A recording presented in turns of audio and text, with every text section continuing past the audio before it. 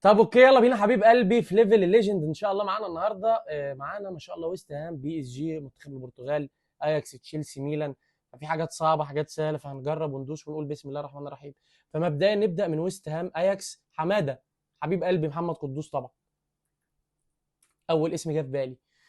فنروح على ويست هام تشيلسي، اكيد في كتير، اكيد في كتير. فخلينا نقول طيب الذكر فرانك لامبرت.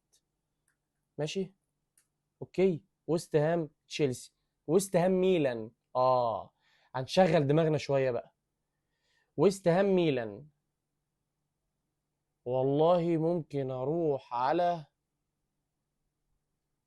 طيب سيبها دلوقتي، سيبها دلوقتي ونروح على خانه باريس سان جيرمان. باريس سان جيرمان اياكس، باريس سان جيرمان اياكس، ماكسول، الباك الشمال طبعا، الباك الشمال البرازيلي، زميلي زلاتان ابراهيموفيتش. ما قلت يعني زلاتان كان يروح فرقه ماكسول في ظهره على طول. طيب باريس سان جيرمان تشيلسي في كتير جدا، وهختار مثلا خليني مثلا اختار تياجو سيلفا. ماشي.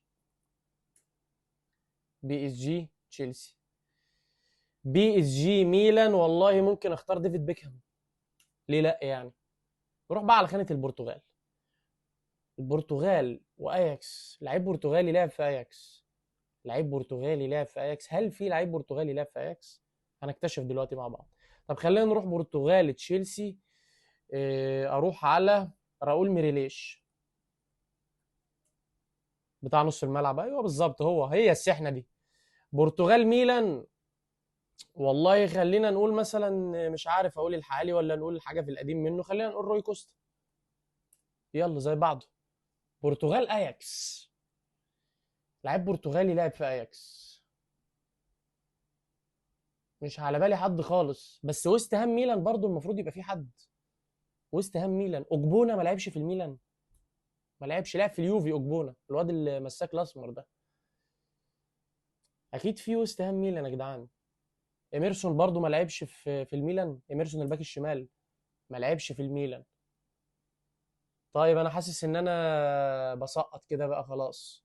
برتغال اياكس برضو مش عارف في حد ولا لا.